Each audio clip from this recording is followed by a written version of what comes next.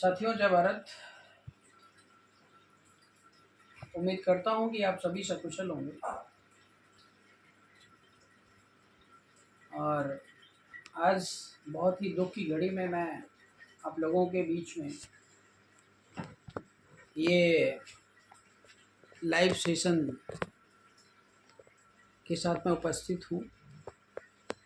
और इस समय मैं बिहार के पटना ज़िले में हूं, अर्थात राजधानी पटना में हूं। आप सभी को पता है कि कुछ दिन पहले मीन्स 4 से 5 दिन 13 तारीख की घटना है। बिहार में हमारे बहुत ही बीआरपी के समर्थित कहें, बीआरपी की जान कहें, बीआरपी की धड़कन कहें, साथ ही जिनको अभी कुछ दिन पहले ही राष्ट्रीय अध्यक्ष कमेटी में शामिल किया गया था, उनको दौड़ाकर गोलियों से भून डाला गया। इतनी दर्दनाक घटना के बारे में हमने कभी सोचा भी नहीं था। और आज मैं 4 दिनों से लगातार पटना में हूँ और प्रयास कर रहा हूँ कि अपराधियों तक पहुँचा जाए, न्याय मिले और तत्काल वो अरेस्ट हों। उसके लिए हर संभव प्रयास किया जा रहा है। और इसके लिए जहाँ जहाँ मुझे आना जाना पड़ रहा है, इंटरनली एक्सटर्नली हर तरीके से हम प्रयास कर रहे हैं। साथियों, ये घटना कोई छोटी मोटी घटना नहीं है। आप लोगों ने पेपर में पढ़ा होगा कि जो है बिहार में प्रॉपर्टी डीलर की हत्या हुई, मामला 72 करोड़ का था। ऐसी न्यूज़ आपने पेपर में पढ़ी होंगी। और इसमें जहाँ तक मैं समझ पा रहा हूँ, बहुत बड़े बड़े किलर लगे हुए हैं। और इसके पीछे पेपर द्वारा, मीडिया द्वारा भाई सुदर्शन वर्मा जी को अपराधी जो है बनाने का प्रयास किया जा रहा है, मीन साबित किया जा रहा है। आप सभी को पता होगा हमारी छवि के बारे में। राजनीति में आने से पहले मेरे ऊपर एक भी एफआईआर नहीं था, लेकिन इस राजनीति ने हमें अपराधी बना दिया। बिलसी विधानसभा में एसडीएम को मारने का एक फर्जी एफआईआर अभी भी बदायूं कोर्ट में चल रहा है। तो इस देश में, हमारे देश की जो व्यवस्था है, कानून व्यवस्था है, वो अपराधी बनाती है अच्छे लोगों को, और जो बुरे लोग हैं उन्हें पवित्र बनाती है। यही इसका काम रह गया है। ऐसे में भाई सुदर्शन वर्मा जी को अपराधी ये साबित करने का प्रयास यहाँ की सिस्टम और पुलिस कर रही है। हमारे बीच में अभी वर्तमान में आपके सामने, आपके समक्ष भाई सुदर्शन वर्मा जी की पत्नी श्रीमती संगीता देवी जी उपस्थित हैं। और मैं जितना जानता हूँ सुदर्शन वर्मा जी के बारे में, घटना के बारे में, वो सारी चीज़ें आपसे मैं बताऊंगा। लेकिन उससे पहले आप भाभी श्री के बयान भी सुने, समझें और भाई सुदर्शन वर्मा जी को न्याय दिलाने में आप सब अपना साथ और सहयोग हर स्तर पे बनाए रखें। तभी अपराधियों को हम कड़ी से कड़ी सजा दिलाने में, दंड दिलाने में सफल हो पाएंगे। तो भाभी जी, मैं आपसे कुछ जानना चाह रहा था कि जो है, आपको क्या लगता है कि भैया सुदर्शन वर्मा जी अपराधी किस्म के थे? नहीं, वो घर पर आते थे हाँ। तो बहुत चिंता में रहते थे। एक दिन के समय में हम पूछे उनसे कि क्या बात है कि इतना चिंता में रहते हैं। वो बोले किसे जानती हो, से मेरा पीछे आदमी लगा हुआ है। तो बोले हम कि नाम का है, नाम पता तो होगा। तो बताए वो अपना नाम कि फलना फलना आदमी लगा हुआ है। अच्छा, तो कहाँ के रहने वाले थे ये लोग? वो लोग बीटा के रहने वाले थे, किशनपुर के। अच्छा। और नाम था उनको राम व्यास सिंह, कमांडो। और अमन कुमार, रमेश पिता का नाम है। और राजू कुमार पिता का नाम है। अच्छा। और रमेश खुद थे। अच्छा। किशनपुर के रहने तो ये वाले लोग जो है इनकी जान माल के पीछे क्यों लगे हुए थे? ऐसा आपको क्या लगता है कि इन्होंने इनका क्या छीना हुआ था? ऐसा कुछ आपको जानकारी है कि नहीं है? नहीं है। नहीं है हमको जानकारी। अच्छा, कितने बेटे हैं आपके, ये मुझे बताइए। बच्चे कितने हैं आपके? बच्चा 2 गो है, 2 गो छोटा 2 बच्चे हैं। अच्छा, पैतृक संपत्ति आपके पास क्या है? घर परिवार में कितना खेत बाड़ी कुछ है? कुछ नहीं है। अच्छा, मतलब मैं साथियों, अब आपको पता है कि बीआरपी भारतीय राष्ट्रीय पार्टी बड़े बड़े लोगों को देख करके पार्टी में शामिल नहीं करती है, ये सबको पता है। हमारा सदस्यता अभियान चलता है, 1 रुपये पर डे हम लोग चार्ज करते हैं। कोई भी व्यक्ति जो है सदस्य बन सकता है पार्टी में, और उसकी अगर योग्यता प्रतिभा है तो वे छोटे से नहीं बड़े से बड़े पद वो ले सकता है, कोई रोकने वाला नहीं है। ये सारी चीजें आप जानते हैं। जिन अपराधियों का नाम अभी भाभी श्री ने लिया है, उनका इतिहास हमने खंगाला, बैकग्राउंड में हम गए, यहाँ पे 5 दिन से रिसर्च ही कर रहे हैं। तो सुदर्शन वर्मा जी का जो शौर्य था, जो तौर तरीका था, वो बिल्कुल सम्राट अशोक जैसा था।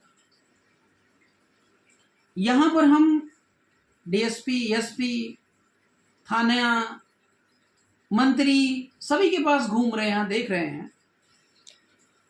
एक ही बात निकल के आ रही है कि आरपी मौर्य जी, यह बिहार है, यह बिहार है, यहां पे ऐसे ही चलता है। इस मामले में जो भी ये बेटा क्या मैटर बता रही हैं भाभी श्री, उसमें एक महिला की जमीन को इन अपराधियों ने जबरदस्ती कब्जा कर लिया था। और जब वो महिला छटपटा रही थी अपनी जमीन छुड़ाने के लिए, इनके घर पे गई याचना करने के लिए, शिकायत करने के लिए कि मेरी जमीन है, ऐसा मत करो, मुझे छोड़ दो, ये करो। तो ये जितने अपराधियों के नाम आपने लिए हैं, 2-3 और थे जिनकी हत्या हो गई, इन लोगों ने उस महिला के साथ जबरदस्ती किया। उस महिला को नंगा करके रेप किया, गैंग रेप किया। गैंग रेप के बाद मामला चलता रहा। सुदर्शन वर्मा जी के संपर्क में आई, जैसे तमाम और देश के महिलाएं, बच्चे या जिनकी जरूरत होती हमसे भी संपर्क करता है कि भैया मेरी मदद करो, मुझे वो परेशान कर रहे हैं, वो परेशान कर रहे हैं। ऐसी वो महिला भाई सुदर्शन वर्मा जी के पास आई, संपर्क में आई। अब सुदर्शन वर्मा जी की यही सबसे बड़ी गलती थी कि उस महिला को उन्होंने अपने बहन के समान दर्जा दे दिया, और उसकी सुरक्षा के लिए उन्होंने कुछ एक्शन किया, इधर आना उधर जाना, न्याय दिलाना, सपोर्ट करना, ये सब काम शुरू ही किया था कि इन अपराधियों में से 3 लोगों के, इस ग्रुप में से 3 लोगों की हत्या किसी ने कर दी। किसी न का मतलब आप जान रहे हैं ना कि जब दो के बीच में लड़ाई उठती है, विवाद उठता है, तो तीसरा फायदा लेता है। ये बिहार में चल रहा है, अभी मैं देख रहा हूं, इस केस में भी यही हुआ है, तीसरा फायदा लेता है। तो जब ये सुदर्शन वर्मा जी इस महिला के अधिकार सम्मान की लड़ाई को लड़ रहे थे, यहां ना कोर्ट चलता है, ना कचहरी चलती है, ना पुलिस चलता है, यहां जो जीता वही सिकंदर है, जो मार ले गया वही यहाँ का राजा है। ये जंगल राज कहूं कि बिहार में कायम है, ये चल रहा है यहाँ पे।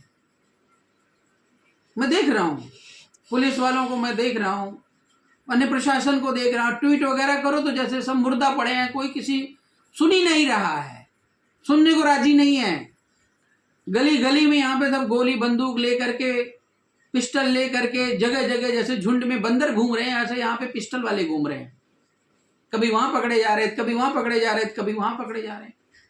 मतलब यहां पे अगर आपको रहना है तो आपको तोप लेकर चलनी पड़ेगी, तब आप बिहार में अपनी स्टेबिलिटी बना पाएंगे या चल पाएंगे, नहीं तो यहां आम नागरिक का रहना मुश्किल है।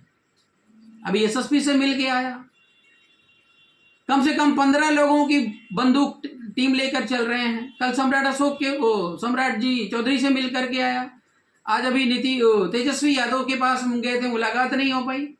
तो मैं देख रहा हूं नेता हो या कोई पुलिस अधिकारी हो, सब पूरे सिक्योरिटी से लैस हैं, लेकिन आम जनता आए दिन जो है वो कीड़े मकोड़े की तरह मारी जा रही है।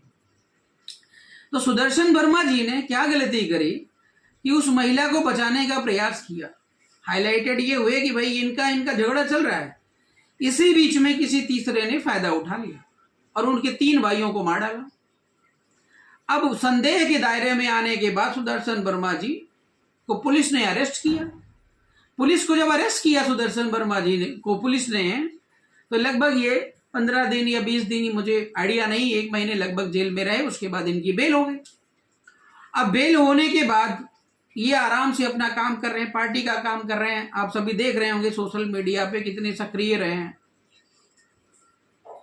और इसी पीरियड में अगले ने ये सोचा कि ये बेल होकर के आ गया है और अब इसका काम तमाम कर दिया जाए। अब इनको लगा कि हम तो निर्दोष हैं, हमें कोई टेंशन ही नहीं है, आराम से अपना काम कर रहे थे। वो लोग अपना निशाना साध बैठे, इनको अपना दुश्मन मान बैठे। तीसरा जिसने मरवाया वो बचा है साइड में।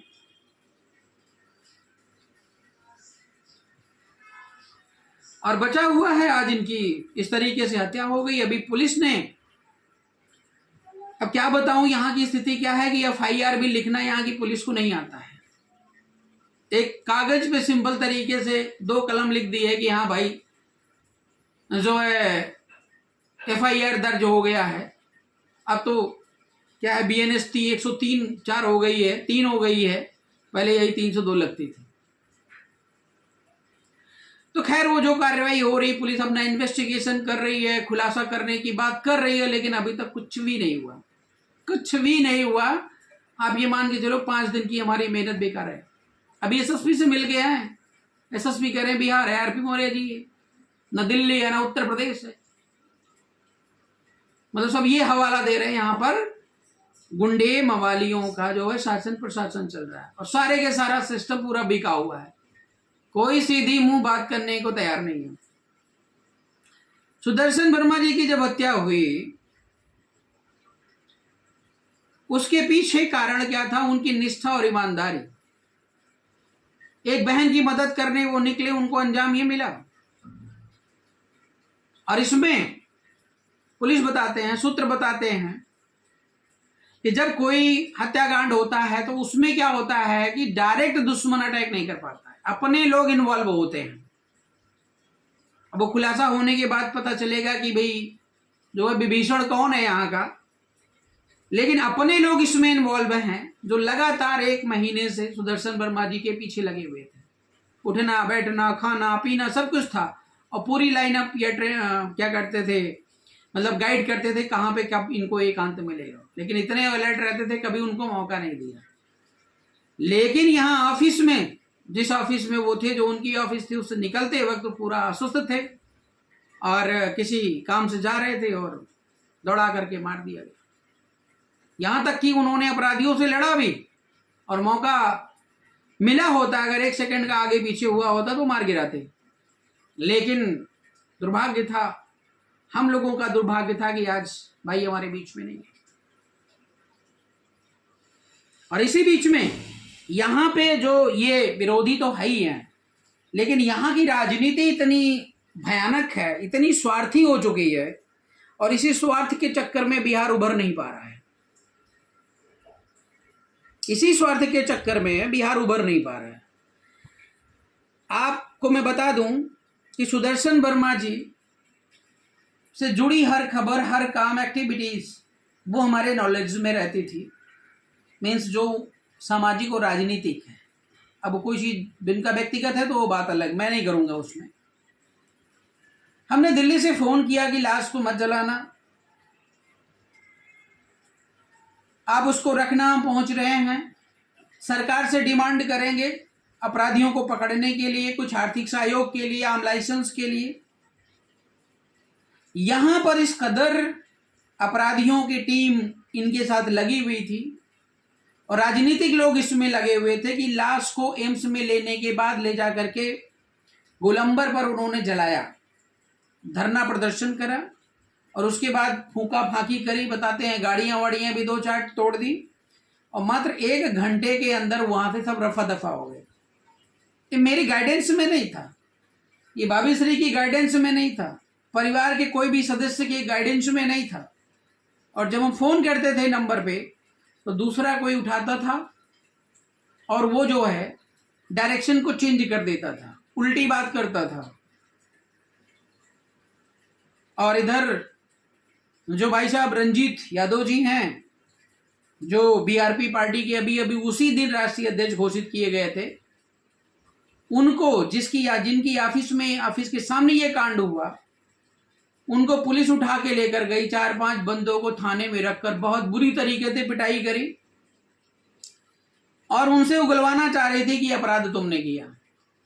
एक का तो कान भी फट गया और फिलहाल ट्रीटमेंट चल रहा है। और हमने सच्चों से बात करी, उनको सारी बातें बताई, थोड़ा धमकाया भी, तो हर तरीके से कह रहे हैं सर मैं अपराधियों की तलाश कर रहा हूं, थोड़ा कोऑपरेट करिए। तो हमने कोऑपरेट तो किया। तीसरे दिन उन्होंने उनको छोड़ा। मतलब सुदर्शन वर्मा जी की लाश की परवरिश करने वाला एट द टाइम कोई बंदा ही नहीं नजर आ रहा था। और जो थे सब राजनीतिक, कोई उधर रोटी सेक रहा है, कोई उधर रोटी सेक रहा है, कोई उधर रोटी सेक रहा है। मतलब लाश मैंने जबकि ग्रुप में लिखा भी था, आप लोगों ने देखा होगा, हमने कहा भाई की लाश और चेहरा देखा देना मुझे, तब दाह संस्कार करना। 7-7, 8-8 दिन तक लाश रखी रहती थी। आप सबको पता होगा यहाँ पर जो हमारी बीआरपी टीम है बिहार की, ऐसा नहीं है कि भाई कोई भाई हमारा खत्म हो जाए ना तो हम कफन ना मंगवा सकें या 2-4 दिन उसकी लाश को सजा के रख ना पाए। लेकिन अगले को इतनी जल्दी थी कि सुबह तड़के वो 8 बजे लाश जलाने की बात करने लगा और 10 बजते बजते वो जला दिया। कहीं ना कहीं इसके पीछे राजनीतिक भूमिका बड़ी जबरदस्त है और उसका मेन कारण है सुदर्शन वर्मा जी। आगामी 10 जनवरी को बिहार में एक बहुत बड़ा आयोजन करने जा रहे थे जिसमें पूरे बिहार को कंट्रोल करने की योजना थी और 2025 में आगामी जो चुनाव है उसमें धुआंधार बल्लेबाजी करने की योजना बना चुके थे। हमारा ब्लूप्रिंट तैयार हो चुका था।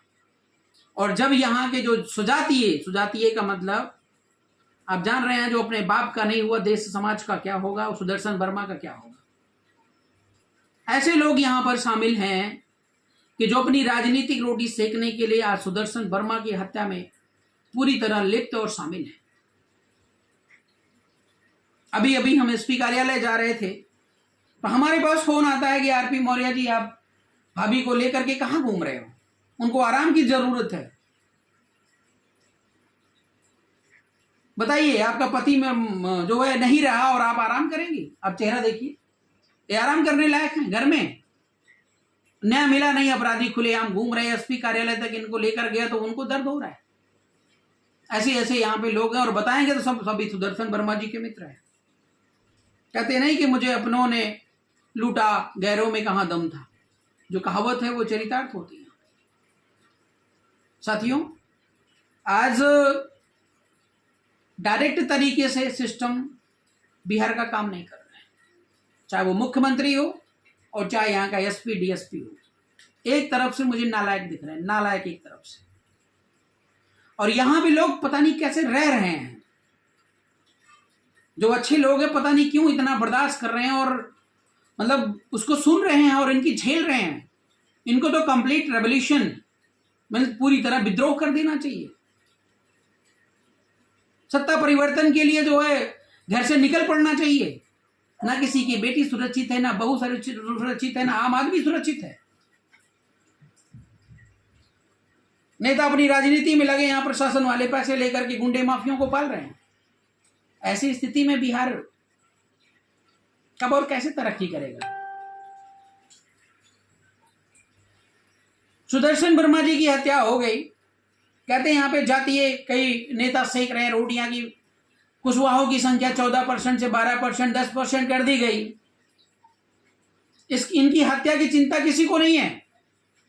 रोटियां सेकने के लिए रोटियां सेक रहे हैं। और आज कोई कार्यक्रम यहां पे आयोजित किया जा रहा है, इसके लिए योजना न्याय दिलाना, इसकी बात नहीं हो रही है। अभी गांधी मैदान में काफी संख्या में आज उपस्थित थे, मैं उधर से ही जा रहा था एसपी कार्यालय। हमको सूचना नहीं आई कि भाई यहाँ पे कार्यालय है, मतलब ये कार्यक्रम चल रहा है, क्योंकि हम काम में लगे हैं, न्याय दिलाने में लगे हैं। उनको यहाँ से कोई मतलब नहीं है। अपनी अपनी डबली, अपना अपना राग, ये बिहार में चल रहा है हमारी एकता और अखंडता को लेकर। तो साथियों, कंडीशन यहाँ पे बहुत क्रिटिकल है और यहां पर हम धरना भी कर दें, प्रदर्शन भी कर दें, आमरण अनशन भी कर दें और सब कुछ करने के लिए सक्षम है। मेरा यहां के सिस्टम, प्रशासन, नीतीश कुमार जी, मुख्यमंत्री आदरणीय, पक्ष विपक्ष के सभी नेताओं से अपील है कि सुदर्शन वर्मा नहीं थे, ये समझ लीजिए कि बाबू जगदेव प्रसाद की डबल हत्या हुई है। ऐसा क्रांतिकारी लीडर था भाई सुदर्शन वर्मा, और ये हत्या कोई आम नहीं थी। और तत्काल जितनी भी जल्दी हो सके अपराधियों के खिलाफ सख्त कार्रवाई करते हुए उनके नाम की घोषणा की जाए और उनको उचित दंड अर्थात फांसी या एनकाउंटर किया जाए। अदरवाइज मैं आरपी मौर्य, जैसे कई अधिकारियों ने बताया, ये बिहार है, ये उत्तर प्रदेश, दिल्ली नहीं है।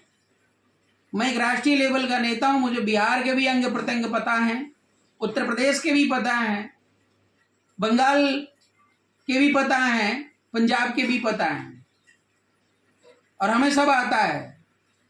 हम यहाँ पे आमरण अनशन लेकर के बैठेंगे और बिहार के लोग अगर डरे सहमे हैं तो बिहार के भरोसे नहीं, हम उत्तर प्रदेश, दिल्ली और अन्य राज्यों से लोगों को बुलाएंगे और यहाँ पे जबरदस्त आमरण अनशन करेंगे। और निश्चित तौर पर ये आने वाले सरकार और सत्ता और यहाँ पे भ्रष्टाचार की जो सिस्टम व्याप्त है उसको बहुत बुरी तरीके से मुंहतोड़ जवाब देंगे। क्योंकि हम सुदर्शन वर्मा जी की जो मृत्यु हुई है, जो ये घटना हुई है, उसको किसी भी कंडीशन में बेकार नहीं जाने देंगे। आप इस बात को कान खोलकर सुन लीजिए। और गूंगी बहरी अगर सरकार है तो अपने कान को वो साफ करवा ले और सिस्टम को सही तरीके से ऑपरेट करे। सत्ता परिवर्तन होने में देर नहीं लगती है, रातों रात सत्ता परिवर्तित हो जाती है, आपको ये समझना पड़ेगा। अगर इंसान है, जितने भी अधिकारी हैं, जितने भी मंत्री हैं, सब तो इंसानियत का परिचय दें, राक्षसी प्रवृत्ति को छोड़ दें, क्योंकि राक्षसी प्रवृत्ति का जो है अंत तुरंत होता है। और ये अपराधी किसी के नहीं होते हैं। आज ये अपराधी हमारे लिए हैं तो कल तुम्हारे बहू बेटियों के लिए होंगे। इस बात को ध्यान रखिएगा। और बस इसी कड़ी के साथ मैं न्यायोचित और तत्काल कार्रवाई की अपील करता हूं। सभी साथियों से निवेदन करूंगा कि हमारी इस आवाज को भारत देश के जन जन तक पहुंचाने में आप हमारा साथ दें और ज्यादा से ज्यादा शेयर करें। ये लड़ाई सिर्फ सुदर्शन वर्मा की नहीं है, भारतीय राष्ट्रीय पार्टी के सदस्य की नहीं है, ये लड़ाई हर भारतीय नागरिक की है। क्योंकि सुदर्शन वर्मा जी पार्टी से जुड़े जरूर थे, लेकिन आप स्थिति को देखिए। घर का मैंने वीडियोग्राफी नहीं करवाई, मैं करवा दूंगा, किसी दिन आपको दिखाऊंगा। बहन जी कह रही हैं कि हमारे घर पे 1 इंच की जमीन नहीं है। भाई उठना चाहा, कुछ काम करना चाहा क्योंकि बिना पैसे के आजकल कुछ होता नहीं है। तो इस गति को पहुंच चुका है, इस स्थिति को आ चुका है। तो आपके पास खाने के लिए पीने के लिए पैसे तक नहीं है। लेकिन पेपर वालों ने निकाल दिया कितना बड़ा माफिया, 72 करोड़ की डीलिंग हो रही थी, और 72 करोड़ की डीलिंग किसी और के साथ थी। पेपर वाले किसी और को टारगेट कर रहे हैं, अपराधी कोई और है। मतलब यहां पर जो सिस्टम है वो टोटल समझ लीजिए कि एकदम अंग्रेजों वाला है, और अंग्रेजों के भूमिका में यहाँ पे गुंडे और मवाली घूम रहे हैं। जो आदेश देते हैं वही नेता मंत्री करते हैं, और जो आदेश देते हैं वो यहाँ का सिस्टम करता है। सुदर्शन वर्मा जी को न्याय चाहिए, हमें न्याय चाहिए, और नहीं तो इस कारवां को हम इतना आगे ले जाएंगे कि पूरे बिहार में क्रांति खड़ी कर देंगे, और 2025 में ही जो है मुंह तोड़ जवाब देंगे इन अपराधियों का, और इस सिस्टम का जो इसमें लिप्त है। और ये सब हमारी एक्टिविटी से जानते हैं कि हम जो कहते हैं वो करते हैं, अंजाम कुछ भी हो कोई फर्क नहीं पड़ता। बहुत बहुत धन्यवाद आप सभी का।